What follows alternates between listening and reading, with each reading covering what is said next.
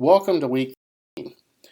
This week we're going to be going into more details on the second part of Project 3, and more specifically I'm going to drop down to the second section and the second bullet point. Last week we talked about the first bullet point and how to create those cluster column graphs or the Pareto charts, and this week we're going to talk about drawing logical connections between submitting work regularly and how long it takes to complete a course. And you're going to do the two following things. You're going to use visualization to represent the data, like a line graph or a bar graph, and you're going to use that to show the relationship between the average total percent of non-workers and the completion rate, and we'll come back to that in a minute. You're also going to provide a brief explanation of what the connection is and what you are seeing. So with that piece, there are a couple other things to consider. The first thing is that before you ever start to do any of this piece, you should have already read through the unit materials, and I'm going to jump back to those for just a minute. If you go into Unit 3-2, and let me slide over and expand so you can see my table of contents. So I've gone into Project 3, and I've gone down underneath that to Unit 3-2 is all about analyzing data. And if you click on that and click on Unit Resources, you will see that there's all kinds of valuable information in this piece on analyzing data. How to manage, analyze, and interpret survey data. There's some very good information there with some questions that you should consider when you're reading that piece. The next one is how to analyze qualitative data. Now, in this particular instance, the data that we're working with, which I have shown on the right in a Google spreadsheet, we are working with quantitative data right now, but there are some good things in there that you can look at in terms of what the data may show, that even though it's qualitative, that you may be able to use. And then when you get to the bottom, there's a website on Data Visualization 101. It talks about the different kinds of charts and graphs and how they are best used for comparing values. How can using the wrong visual aid to represent data lead to confusion or mistaken interpretations. And I want to kind of hit on those 2 points in a minute when I start looking at the data. But you have to go through this piece first. You have to go through all these items first before you ever get over to your actual data and breaking it down to do the explanation that goes along with the chart. And actually, even before you go with an option in terms of a line or bar graph. And I want to show you why.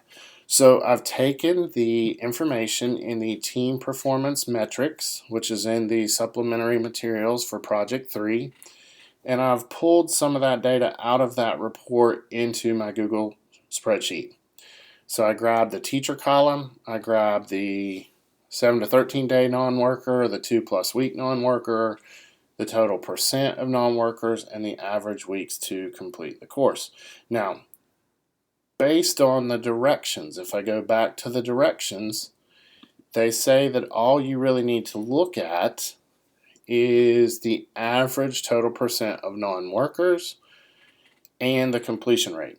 I added these other two pieces in case you may want to create an additional chart to just kind of bring home the points you're trying to make. I'm not going to in this video, but I just thought that I would point that out, that you may be able to use those in other ways. So let's get to the graph piece, and let's talk about the whole line graph versus bar graph, and that's what I want to focus in on this week's announcement. So in Google Spreadsheets, once you get your information in there, if you're not familiar with how to select the columns, if I click on the column header for A, it selects the whole column. If I'm on a Mac, I then hold down the Command key, or if I'm on a PC, the CTRL key, and then I'm going to go over and also grab everything in column D and column E, and that gives me my percent non-workers and weeks to complete the course.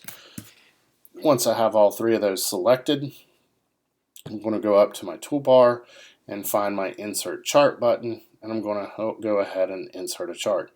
Now, automatically by default, it created a bar graph for me, and I'm going to come back to that in a minute. Because when you read the directions, it says that the options for suggestions are a line graph or a bar graph. So let's change it to a line graph for a minute, and I'm going to show you that there are all kinds of options if you're using Google Sheets. There's even more if you're using Excel. When you get down to the bottom, there are a couple different types of bar graphs. You can use the different options that are there. They might not be the best. Of course, you're not really going to want to use a pie chart or a scatter plot and so forth. So I do want to change mine to a line graph for a minute so I can show you a couple things. When you create the line graph, if you mouse over the pieces, the lines, you can see that it will give you dots to show you where teachers A, B, C, D, where the teachers fall on each of the two lines. But if you start trying to look at this, it's really difficult to see because as I have to scroll over each one individually to get those dots, and it's hard to match them up. It's very difficult to really get that comparison between the two. So for this particular piece, a line graph is probably not the best option in order to fully make those connections. So I'm going to switch it back to the bar graph, the column.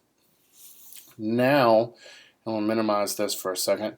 Now I can start to see some trends in the data. I can see that my two highest percentages of non-completers have two of the highest, actually one of them has the highest number of weeks to complete the course. You can see that some of those, there is a mismatch between K and L because you can see that the number of non-workers is really high, almost tied for the highest for teacher K, yet the students are still completing the work in about 20 weeks. So that's a little bit different. And then you go over to teacher O, and you can see that it's about 30 non-workers, and that one shoots up in terms of weeks to complete over 20 weeks. Now there are a couple other things to notice. There's teacher B and there's teacher Q where there are less non-workers, but the students are still taking longer to complete the course. There can be all kinds of different reasons why that happens. I just wanted to point out the different things that you can compare in this data and to think about when you're looking at it to give, even though it says a brief explanation of what the connection is and what you are seeing, you still want to be very detailed even though it's brief. So you want to discuss what this graph is showing you. Of course, you can go in and customize it a little bit, change the titles and so forth. I'm not going to do that in this example. But when you're done, like I did last week, you can take a screenshot of it in a couple different ways. I can also go and copy the chart by clicking my three dots, and I can go into whatever document I'm working in and paste it there.